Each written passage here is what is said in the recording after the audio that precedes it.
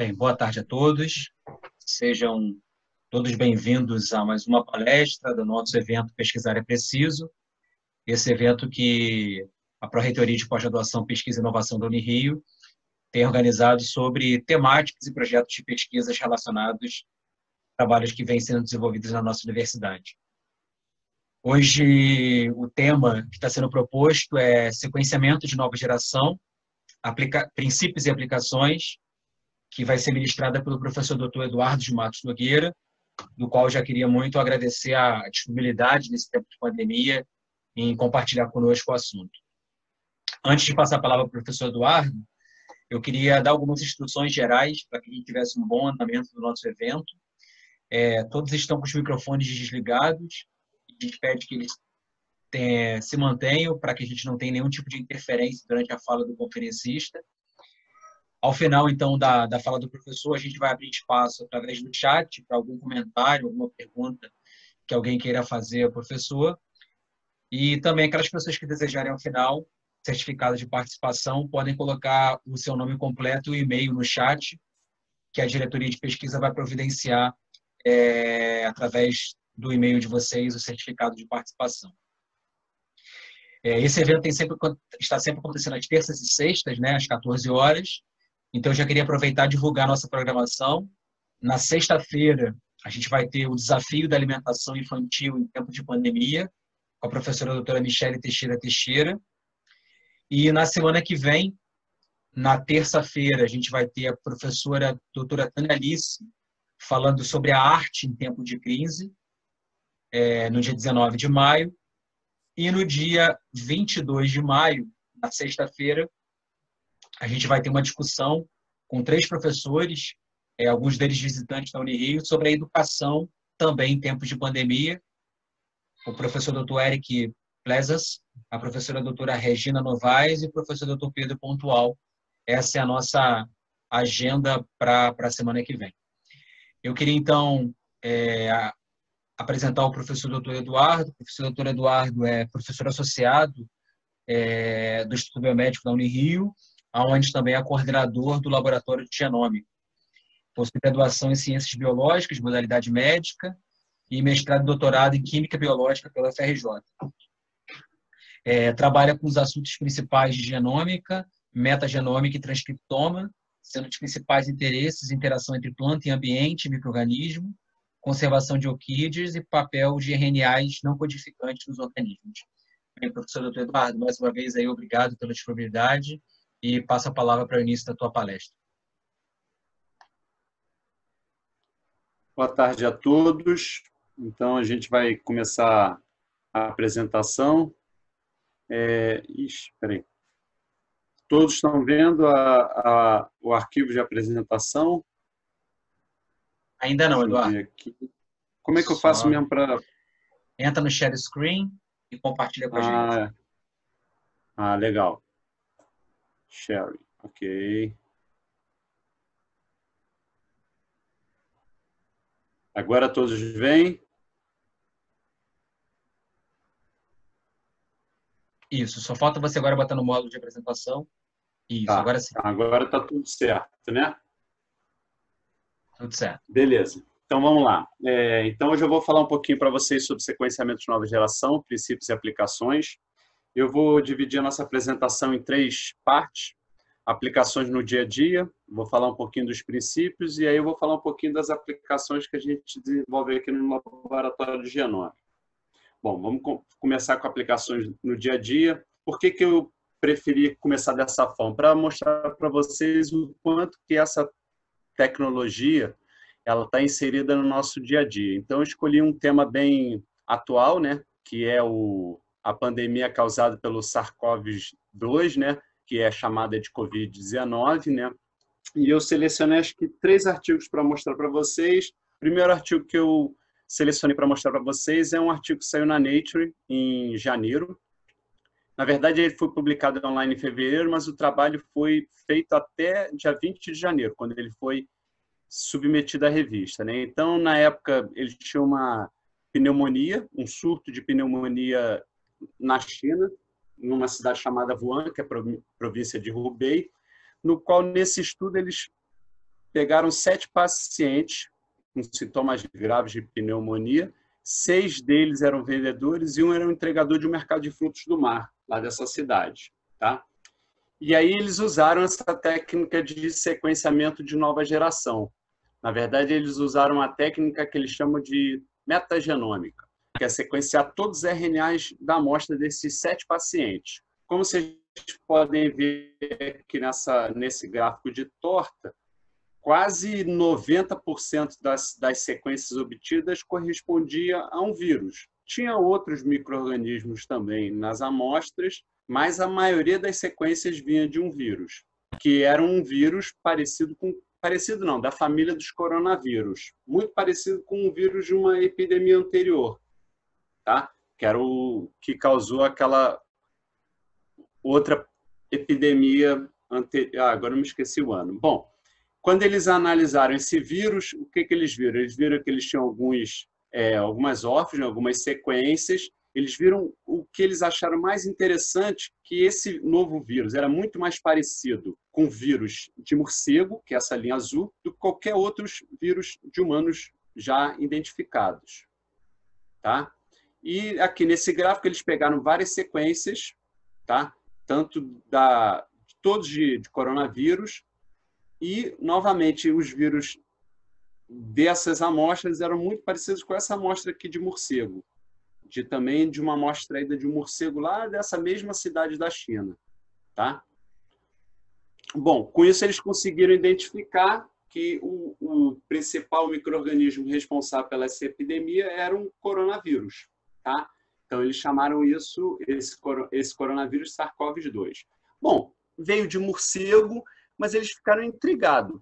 Então, eu vou mostrar um outro trabalho, mostrando também a grande importância do sequenciamento de nova geração. Né? Eles ficaram intrigados porque nesse mercado não era vendido, nem foi encontrado morcego lá. Em morcego, em dezembro, lá na China, os morcegos estão hibernando. Então, eles ficaram intrigados. Tem que ter um intermediário.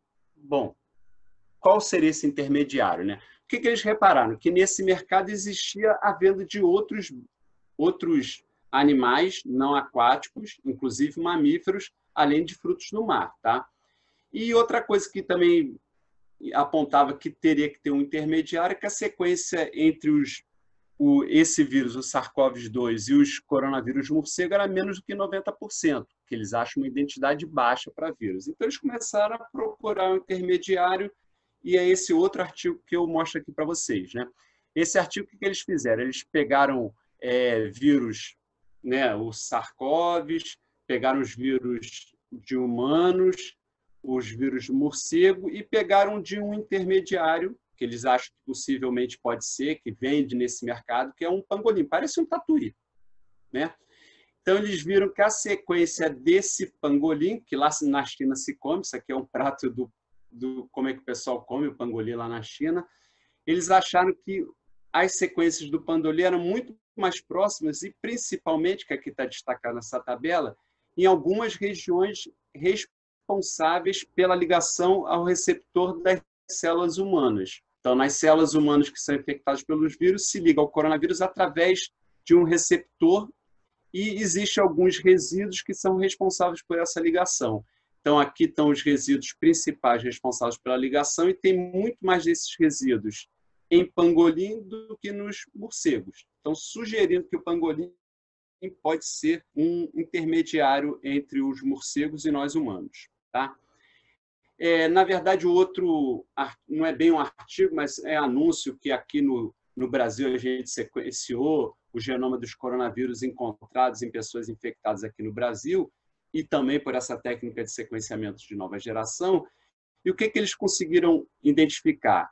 Que várias pessoas infectadas, esses coronavírus não vieram de apenas um único lugar. Então, teve gente infectada que veio da China, teve gente infectada que veio de diferentes lugares da Europa e dos Estados Unidos. Então, tudo isso através dessa técnica de sequenciamento de nova geração. Bom, a gente falou um pouquinho de sequenciamento de nova geração, quis mostrar para vocês a importância ou quanto isso está presente no nosso dia a dia. Agora vamos falar um pouquinho de o que é isso, o que é o sequenciamento de nova geração. Bom, Sequenciamento de nova geração ele é feito através do sequenciamento do DNA. Então, essa aqui é uma imagem clássica do DNA, mostrando que o DNA é composto de duas cadeias polinucleotídicas. Polinucleotídicas porque ela é feita a partir de nucleotídeos. O que é um nucleotídeo? É uma base nitrogenada ligado a um açúcar de 5 carbonos ligado a uma molécula de fosfato. Então, isso forma o que a gente chama de esqueleto carbono-fosfato. E no interior da hélice ficam os nucleotídeos. E essas duas cadeias polinucleotídicas elas são mantidas unidas por ponte de hidrogênio. Então, isso basicamente é o DNA. Bom, o que é o sequenciamento do DNA? Para a gente poder sequenciar o DNA, a gente tem que sintetizar uma nova molécula de DNA. E como é que ocorre a síntese do DNA? Tá? Então, para a gente ter a síntese, isso ocorre na nossa célula ou nos tubos, como a gente realiza essa técnica, a gente tem sempre que ter uma molécula de DNA que tem uma pequena porção dupla fita e uma porção simples fita. Tá?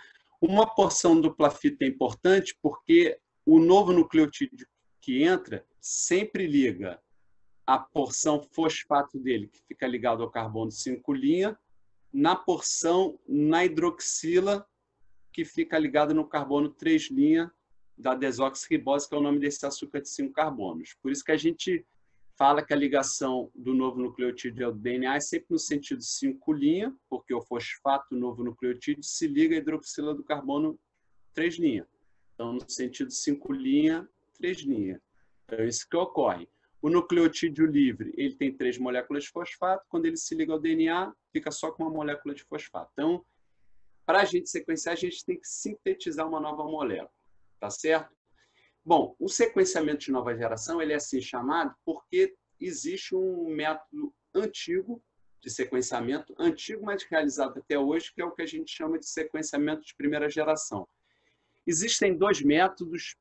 Eu vou falar apenas do método mais famoso, que é o método desenvolvido por esse pesquisador, o Frederic Sanger. Tá? Ele ganhou o prêmio Nobel em Química por causa disso. Tá? E esse método ele foi publicado em 1977, faz bastante tempo. Isso aqui foi no ano que eu nasci. Tá? Esse aqui é o artigo no qual ele publica o método. Tá? Saiu numa revista bem famosa, que é o PNAS. Bom, qual é a principal ferramenta para que esse método possa ocorrer? Na vez de usar um dinucleotídeo normal, que tem a hidroxila no carbono 3', ele usa um dideoxinucleotídeo. Ou seja, tanto no carbono 2 como no carbono 3, a gente tem grupos hidrogênio ligados. Então, a gente não tem um grupo hidroxila. O que acontece? Quando esse dideox ele entra na molécula de DNA que está sendo sintetizada, ocorre a parada da síntese do DNA. Por quê? Porque agora a gente não vai ter hidroxila do carbono 3' livre, porque aqui a gente não tem hidroxila. Tá? Então, esse método, quando ele inventou, se usava nucleotídeo radioativo, se usava um gel de poliacrilamida, tá?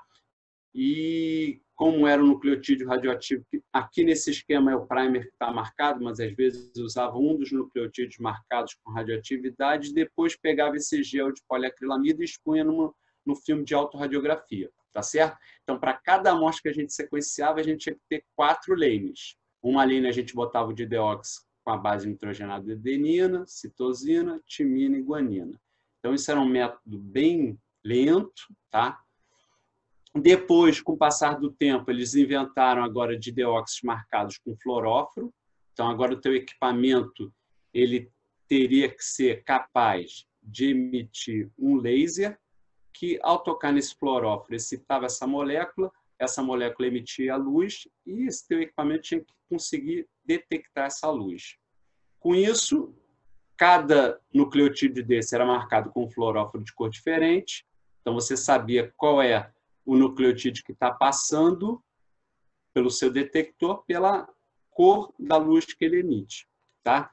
Então, aí, usando essa técnica, a corrida parou de ser feita em géis de poliacrilamida, começou a ser feita em capilares. Isso tornou um método um pouquinho mais automatizado, um pouquinho mais rápido, porque você poderia sequenciar mais amostras. algumas máquinas dessas sequenciavam 96 amostras ao mesmo tempo, mas ainda assim era um método que tinha as suas limitações. Então, por exemplo, quando você ia sequenciar uma molécula de DNA muito grande, você teria que fragmentar essa molécula, clonar ela em pedaços de DNA com sequências conhecidas que a gente chama de vetores. Aqui nesse esquema está mostrado plasmídio. Eu tinha que pegar esses plasmídios, inserir em bactéria, pegar esse DNA da bactéria, sequenciar, isso tudo muito trabalho. Então, você tinha que desenvolver uma metodologia que o resultado fosse mais rápido, por um menor custo, mais preciso, que você tivesse maior capacidade de leitura e pudesse, por exemplo, sequenciar genomas de eucariotos, são DNAs grandes.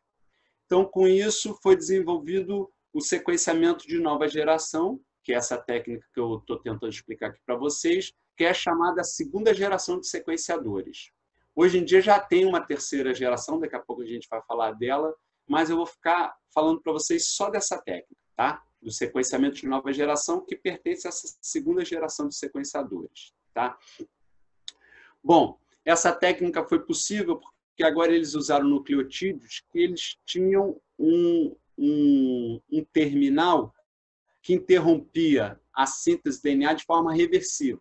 Então, esse nucleotídeo, com esse tag reversível, ele entrava, parava a síntese de DNA, mas depois, através de processos químicos, a síntese podia continuar. Então, eram chamados terminadores reversíveis. E essa técnica que eu vou falar para vocês, de sequenciamento de nova geração, existem vários tipos de sequenciadores de nova geração. Eu vou falar do sequenciador de nova geração, que é um que a gente tem aqui no laboratório, que é a tecnologia Illumina, tá? Que é o sequenciamento também por síntese, tá certo? Bom, aí uma figura só de como é que é o nucleotídeo com esses terminadores reversíveis, marcado sempre com fluorófilo, tá? Aqui é um artigo que saiu em 2008, mostrando o quão proveitoso pode ser essa técnica para sequenciar genomas grandes, tá? E, basicamente, como é que ela ocorre? Ela ocorre em duas etapas. Uma etapa a gente chama de clusterização, que ocorre em umas lâminas de vidro, muito parecido com essas lâminas de vidro que a gente usa em microscópio, tá? Então, imagine um pedaço de vidro mais ou menos daquele tamanho, mais ou menos daquela espessura, só que ela tem essas linhas, essas raias aqui. Algumas delas, que nem essa aqui, podem ter 8 raias, outras apenas 2. Então, depende também de qual tipo de equipamento da Illumina você está usando. Bom, o que tem nessas lâminas? Essas lâminas elas já possuem pedaços de DNA, tá certo?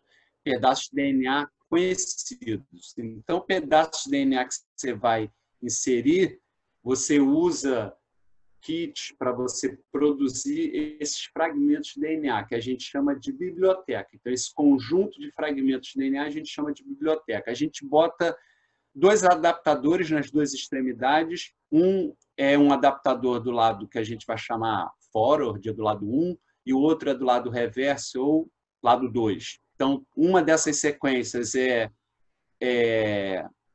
por exemplo, complementar a sequência que fica ligado nessa lâmina, que aqui nesse esquema está mostrado a sequência laranja, e a outra é uma sequência complementar à sequência que aqui nesse figura está mostrada como verde.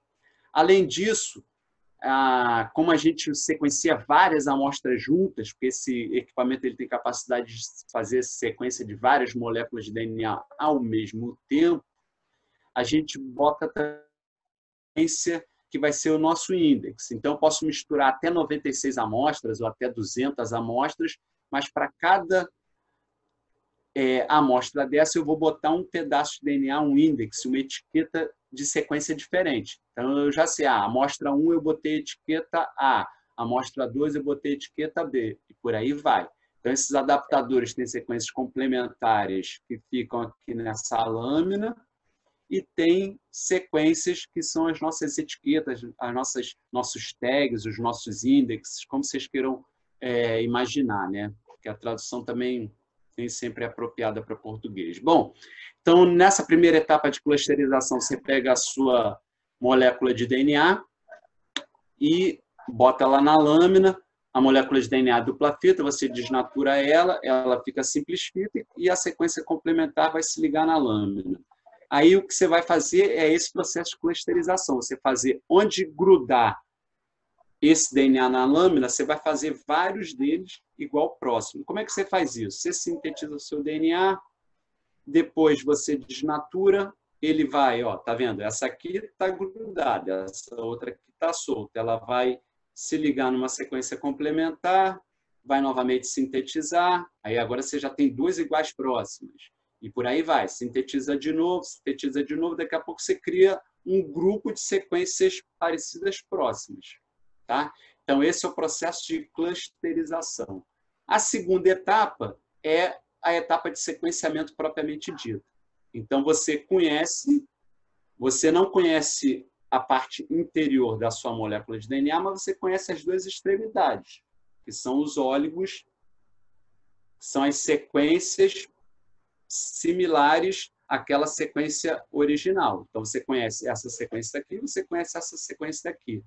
E aí, então, você vai realizar o sequenciamento, tá certo? Então, aí é muito parecido com o que ocorre na célula. Você vai precisar de uma região dupla fita, que vai ter aquele 3'-hidroxila livre, e uma região simples fita para servir como molde.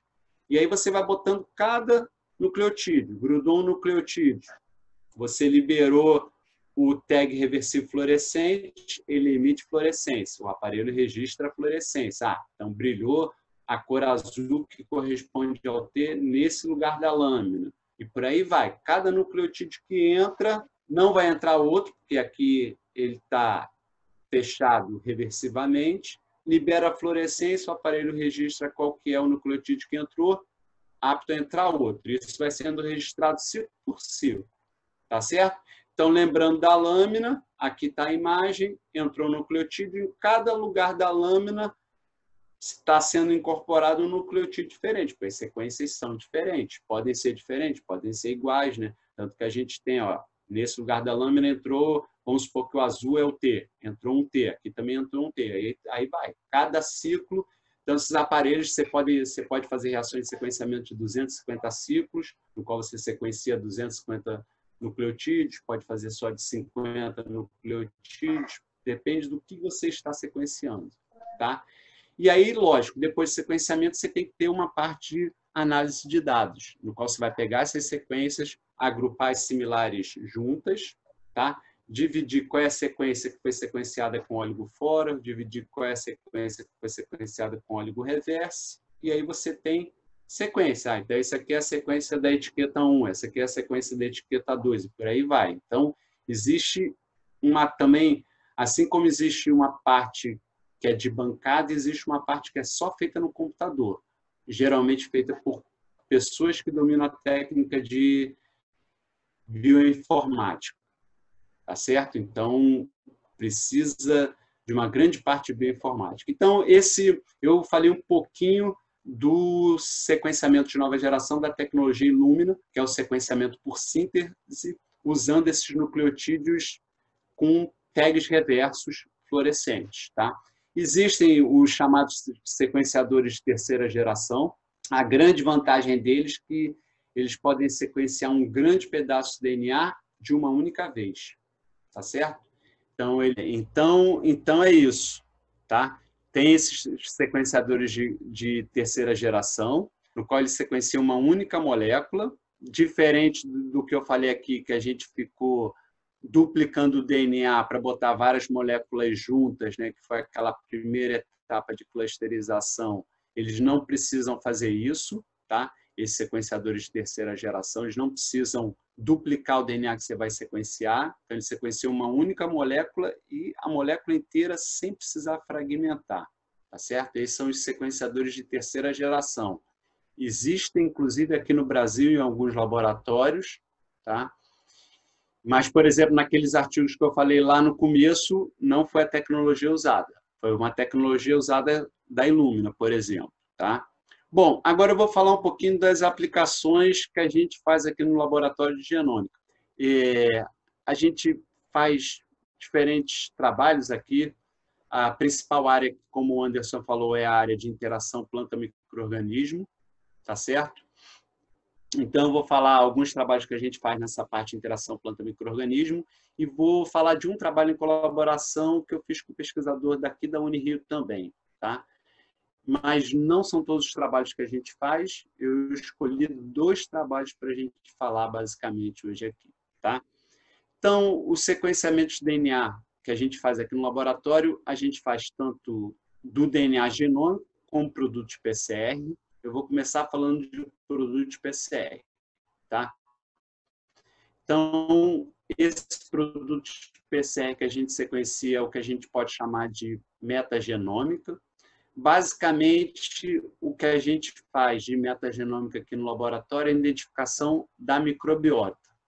Então, aqui estão 2 artigos que falam um pouco dessa técnica que a gente usa, que é basicamente fazer um PCR para identificação da microbiota, no qual nos óligos usados para o PCR de sequenciamento da Illumina. Então, já tem aquela sequência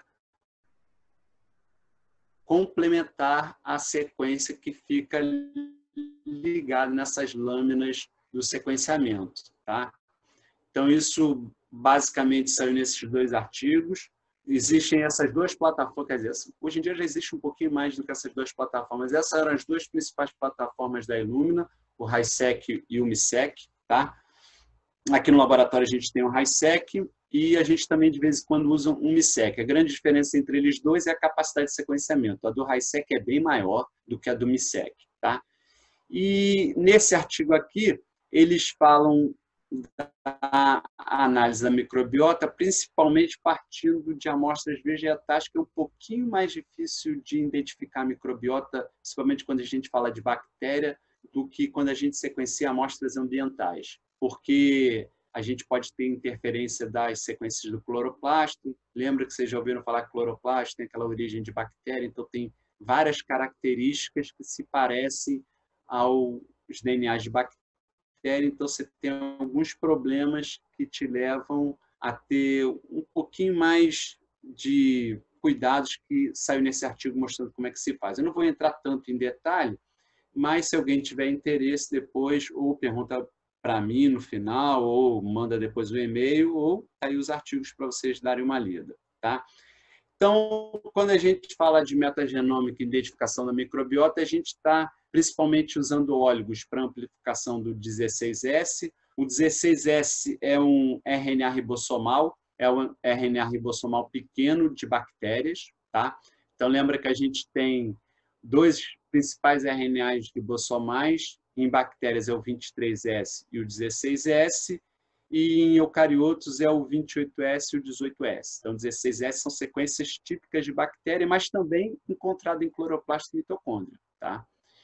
E isso é para identificação da microbiota de bactérias. E o ITS é uma região que fica também nesse operon dos genes ribossomais, só que é uma região que fica entre as sequências. Então, é chamado de ITS porque é uma região intersequência, que fica entre 2 RNAs ribossomais, só que de fungo. Então, a gente usa os óligos de 16S para identificação das bactérias e os óligos de ITS para identificação das sequências de fungo. Tá certo? Então, a gente está desenvolvendo esse trabalho, né, de identificação da microbiota de plantas com orquídeas, tá? E com oleaginosas. Hoje, aqui para vocês, eu vou falar principalmente das oleaginosas. Mas qual é o nosso objetivo?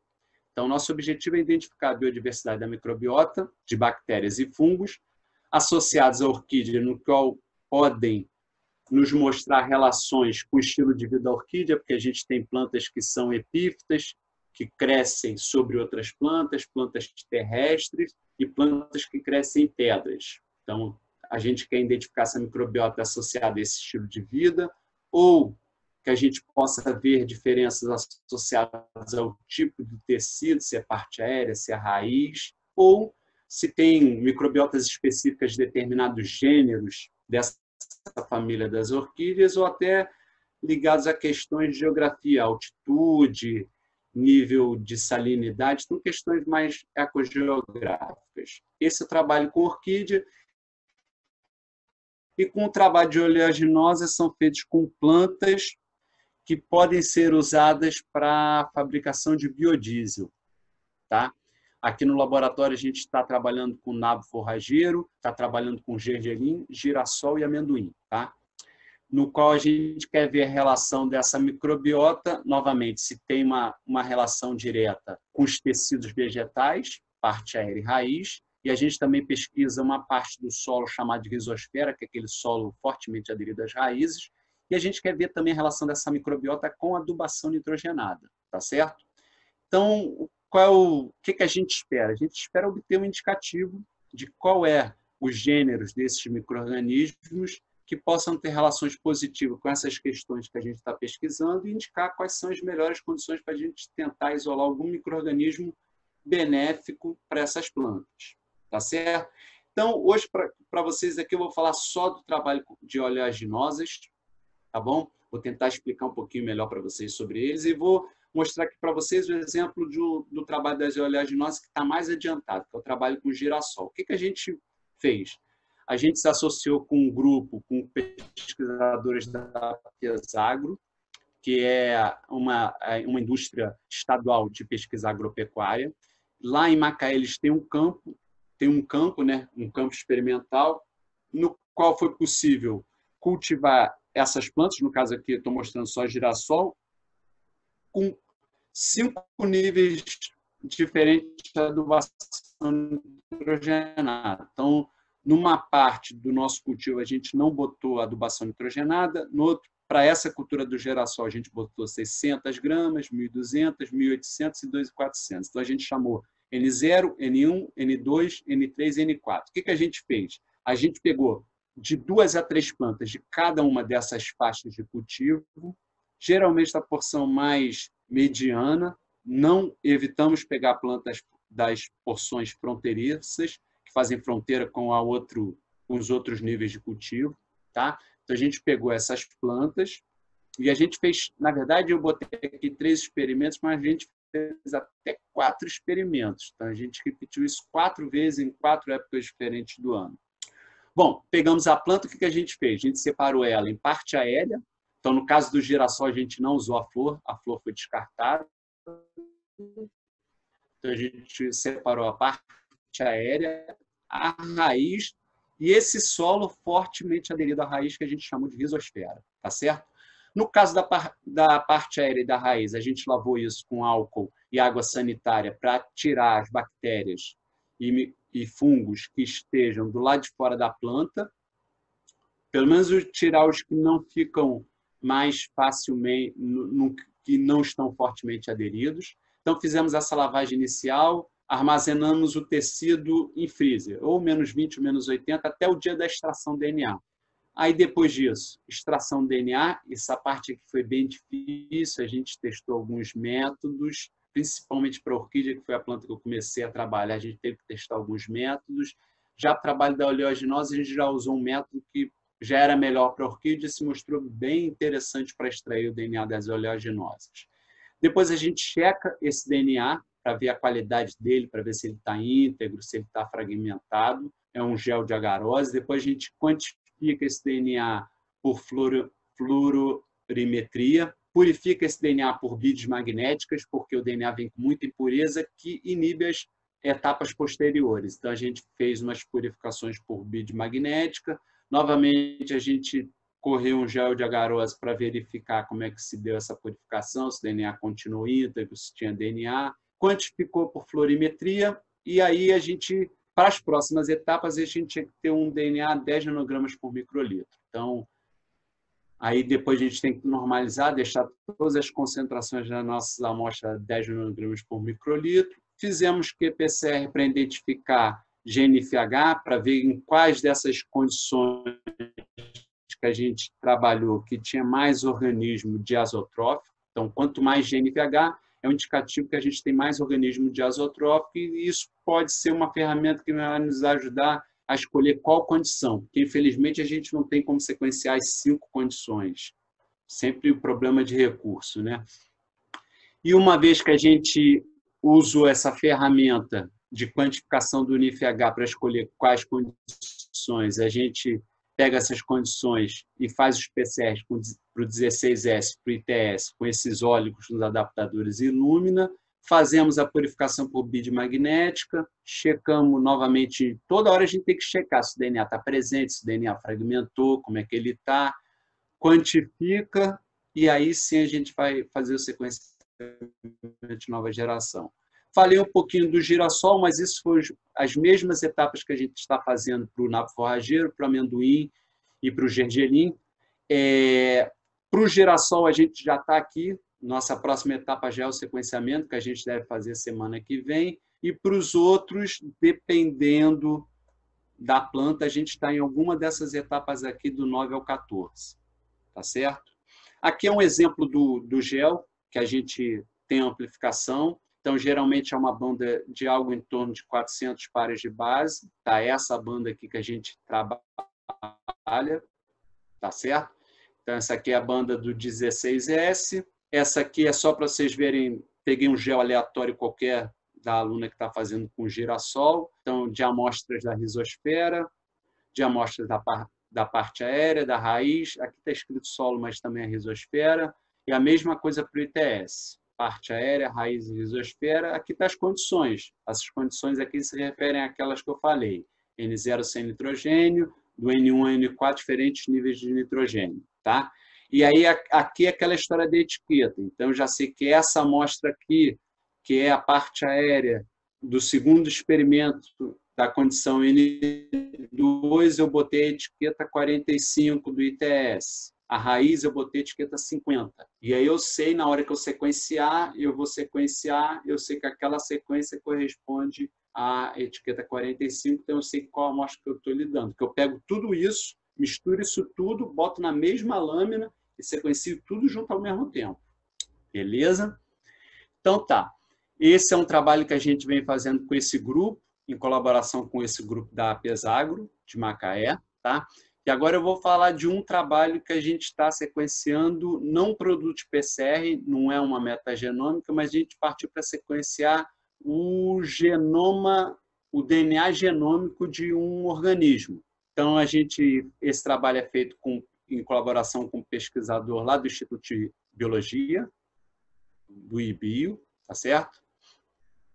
E ele trabalha com tatuí, que é o Emerita brasiliensis, tá? Então, a gente queria sequenciar o DNA para ter informação sobre duas porções do DNA. Uma era obter a sequência da mitocôndria, para a gente desenvolver estudos de filogenômica. Eu vou mostrar alguns dados iniciais que a gente tem. E o outro era para identificação de microsatélites, que são aquelas pequenas repetições de 2 a 8 nucleotídeos, que são usados para identificação a nível de indivíduo. Por exemplo, identificação humana, aquele teste do DNA, eles são baseados em diferentes microsatélites. Então, um teste de DNA para humano, acho que é baseado geralmente de 20 a 25 blocos de microsatélites diferentes. Então, a gente extraiu o DNA genômico do tatuí e fez fragmentou esse DNA. Então, construiu uma biblioteca usando um kit da Illumina para fragmentar esse DNA e a gente sequenciou isso no nosso sequenciador aqui do laboratório. Tá certo? Então, eu vou mostrar só uma parte disso, vou mostrar só os dados que a gente obteve da mitocôndria do tatuí, tá certo? Então, a gente conseguiu, a partir desse sequenciamento que a gente chama de um sequenciamento de baixa cobertura, que no momento o nosso objetivo foi obter a sequência final do genoma de Emerita. Para isso, a gente ia ter que fazer muito mais sequenciamentos, ter muito mais verba. Então, a gente fez um sequenciamento de baixa cobertura, mas que nos permitiu, por exemplo, identificar completamente a mitocôndria do genoma de Emerita brasiliensis, do tatuí. Tá certo? Essa parte do trabalho de análise bioinformática foi feita em colaboração com pesquisadores da Fiocruz. Tá? Então, a gente conseguiu montar o genoma da mitocôndria do tatuí. A gente conseguiu ver que quando a gente analisa o genoma de mitocôndria de vários animais parecidos com tatuí, né? A gente conseguiu ver que essa sequência que a gente obteve, ela se agrupa numa árvore filogenética a outras sequências de de outros bichos da mesma subordem do tatuí, que é a subordem Anomura, tá? A gente, então, conseguiu determinar o tamanho total, o conteúdo AT, porque são parâmetros que a gente sempre dá quando a gente sequencia um DNA desse tipo, tá? Então, vocês podem reparar aqui nessa figura e nessa tabela que alguns genes estão na fita que a gente chama de fita normal e fita complemento. Então, a gente tem sequências na fita normal e na fita complemento, tá? Então, por exemplo, a maioria dos genes estão na fita normal, apenas 30% dos genes estão na fita complemento, tá? Todos os genes de RNA ribossomal estão na fita complemento, dos RNAs transportadores, 31% está na fita complemento. A gente reparou também que existem genes que dividem um mesmo trecho do DNA, é o que a gente chama de overlapping, tá? E eu consegui também identificar algumas regiões de microsatélites dentro do genoma da mitocôndria. Não é muito comum, regiões de microsatélites são mais comuns em genomas, em DNA genômico de eucarioto. Lembra que isso aqui é um DNA de origem bacteriana, inclusive essa é a característica do DNA ser circular, é característica de DNAs de bactéria. O nosso DNA genômico não são circulares, são lineares, tá certo? E então, né, como eu falei, eles não são codificados numa única fita, são codificados em ambas fitas. Então, são algumas características. Esse artigo está em fase final de preparação. A gente está confirmando essa sequência através do sequenciamento pela metodologia de Sanger, que a gente quer confirmar que essa montagem foi feita, e a gente está fazendo mais algumas análises filogenômicas que em breve será publicado, tá bom? Bom, a gente não faz isso sozinho, né? Então, aqui é a equipe que está ajudando a desenvolver esse trabalho. Na parte metagenômica de plantas, o principal pesquisador que está associado a gente, que organizou os trabalhos de campo, fez as adubações. Aí tem que passar trator, arear o campo. Esse pesquisador chamado Luiz Rego, lá da Pesagro, e que está nos ajudando nessa parte dos PCRs, e depois vai nos ajudar no sequenciamento do 16S do ITS, vai ser o Rodolfo Albano da UERJ. Então, existem alguns alunos. Então, existem 2 alunos de iniciação científica aqui da Unirio, 2 alunos da biologia, o Gabriel e o Vinícius. O Gabriel trabalha com gergelim, o Vinícius com napo forrageiro. Tem um aluno de fora da Unirio, que é o Eduardo, meu xará, né, que trabalha com amendoim, e tem uma bióloga já formada, que está com bolsa de treinamento e capacitação técnica da FAPERJ, que trabalha com girassol, que é o trabalho mais adiantado, e ela também auxilia todos os outros alunos em cada uma das etapas que eles estão. Ela já domina algumas técnicas, basicamente eu ensinei para ela, e ela ensina para os outros. Às vezes sou eu que ensino para os outros, mas ela é que está mais no contato com eles. Então, ela auxilia muito o desenvolvimento desse trabalho também. A parte das orquídeas, quem está fazendo no momento é um outro aluno da biologia, que é o Patrick. Tá? A Gisele também já trabalhou um pouco com o DNA das orquídeas, também já fez bastante coisa. Lógico que tem uns outros alunos que ajudou em algumas etapas, mas não estão mais no laboratório, então não citei todos, né? A gente, apesar de hoje em dia eu estar tendo que financiar boa parte dessa pesquisa, a gente já teve apoio da FAPERJ para o desenvolvimento dessa pesquisa. Então, para esse trabalho da oleaginosa, foi principalmente esse fomento aqui da FAPERJ, que está custeando boa parte da pesquisa, lógico, também com o meu próprio auxílio financeiro, né? O genoma do tatuí é um trabalho em colaboração com esses 3 pesquisadores da Fiocruz, o Fábio Passetti, o Eison Faoro e o William Klassen. A Nicole aqui do INCA também ajudou em algumas etapas iniciais do tratamento das sequências, e o Ricardo Cardoso, que até o atual reitor da Unirio, é o nosso colaborador que nos estimulou a trabalhar com o genoma de tatuí, tá? E, basicamente, isso aqui foi de um edital da FAPERJ que a gente obteve os recursos para fazer isso. Bom, então é isso. Essa é uma parte do trabalho que eu gostaria de apresentar para vocês. O Anderson pediu para eu fazer uma apresentação de 30 a 40 minutos. Não marquei o tempo, não fiquei treinando para ver se dá esse tempo, mas eu acho que, pelo número de slides, é mais ou menos o tempo aí, combinado inicialmente. Meu e-mail está aí em tela. Eu tenho tanto um Gmail como tenho um e-mail institucional da Unirio. Qualquer coisa vocês podem me escrever e também agora está aberta a perguntas. Quem quiser fazer alguma pergunta, pode fazer. Bem, Eduardo, eu queria muito agradecer a disponibilidade, te parabenizar aí pela aula e pela conferência que você fez aí. Eu acho que foi bem esclarecedor dentro da temática da proposta. Mais uma vez aí, muito obrigado.